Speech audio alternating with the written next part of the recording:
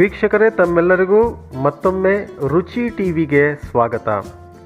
ಇವತ್ತು ನಾವು garlic soup ಮಾಡ್ತಾ ಇದ್ದೀವಿ ಸ್ನೇಹಿತರೆ. ಚಳಿಗಾಲದಲ್ಲಿ ಮಕ್ಕಳಿಗೆ ಶೀತ ಮತ್ತು ಕೆಮ್ಮು ಅನ್ನೋದು ತುಂಬ ಕಾಮನ್ ಆಗಿದೆ. ಇದಕ್ಕೆ ಕಾರಣ ಏನಪ್ಪ ಅಂತ ಹೇಳಿದ್ರೆ ಲೋ ಇಮ್ಯುನಿಟಿ.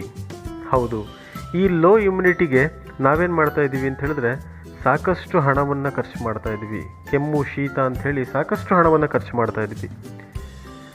ಸ್ನೇಹಿತರೆ, ಒಮ್ಮೆ ಈ ಗಾರ್ಲಿಕ್ ಸೂಪನ್ನು ಮಾಡೋದನ್ನು ನೋಡ್ಕೊಳ್ಳಿ, ಇದರ ಪ್ರಯೋಗ ಮಾಡಿ. ಕಾರಣ ಇದು ಶೀತ ಮತ್ತು ಕೆಮ್ಮಿಗೆ 100% ರಾಮಬಾಣ. ಹಾಗಾದರೆ ಬನ್ನಿ ನೋಡೋಣ ಗಾರ್ಲಿಕ್ ಸೂಪ್ ಮಾಡೋದಕ್ಕೆ ನಮಗೆ ಏನು ಬೇಕು ಅಂಥೇಳಿ. ಸ್ನೇಹಿತರೆ, ಗಾರ್ಲಿಕ್ ಸೂಪ್ ಮಾಡೋದಕ್ಕೆ ನಮಗೆ 2 ಸ್ಪೂನ್ನಷ್ಟು ಚಿಕ್ಕದಾಗಿ ಕಟ್ ಮಾಡ್ಕೊಂಡಿರೋಂಥ ಬೆಳ್ಳುಳ್ಳಿ ಬೇಕು. 1 ಈರುಳ್ಳಿ, ಅದನ್ನು ಕೂಡ ಚಿಕ್ಕದಾಗಿ ಕಟ್ ಮಾಡ್ಕೊಳ್ಳಿ.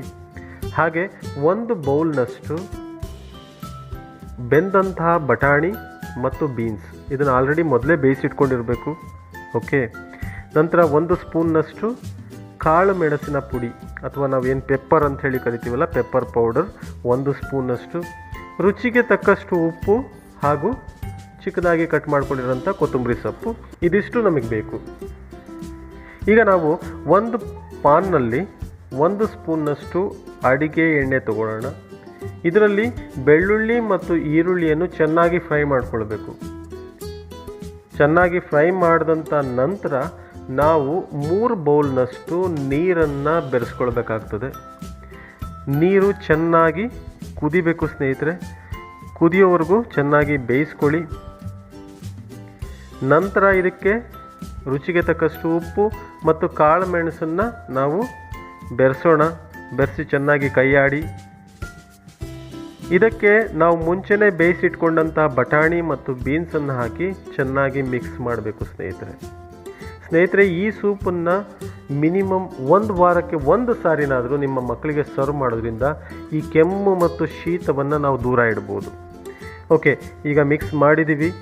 ಇದಕ್ಕೆ ನಾವು ಕೊತ್ತಂಬರಿ ಸೊಪ್ಪನ್ನು ಬೆರೆಸ್ಕೊಳ್ಬೇಕು. ಬಟ್ ಕೊತ್ತಂಬರಿ ಸೊಪ್ಪನ್ನು ನೀವು ಸ್ಟವ್ ಆಫ್ ಮಾಡಿದ ನಂತರ ಬೆರೆಸ್ಕೊಂಡ್ರೆ ತುಂಬ ಒಳ್ಳೆಯದು. ಓಕೆ, ಈಗ ಕೊತ್ತಂಬರಿ ಸೊಪ್ಪನ್ನು ಬೆರೆಸಿ ಚೆನ್ನಾಗಿ ಕೈ ಆಡಿದ್ವಿ. ಇದು ಬಿಸಿ ಬಿಸಿ ಇದನ್ನೇ ಸರ್ವ್ ಮಾಡಬೇಕು. ಬಿಸಿ ಬಿಸಿ ಇದ್ದಾಗಲೇ ಇದನ್ನು ಕುಡಿದ್ರೆ ತುಂಬ ಒಳ್ಳೆಯದು. ಸೊ ಈಗ ಗಾರ್ಲಿಕ್ ಸೂಪ್ ರೆಡಿಯಾಗಿದೆ. ಇವತ್ತು ನೀವು ಕೂಡ ಇದನ್ನು ಟ್ರೈ ಮಾಡಿ ಮನೆಯಲ್ಲಿ. ಹೇಗೆ ಬಂತು ಅಂತ ನಮಗೆ ಕಾಮೆಂಟಲ್ಲಿ ತಿಳಿಸಿ.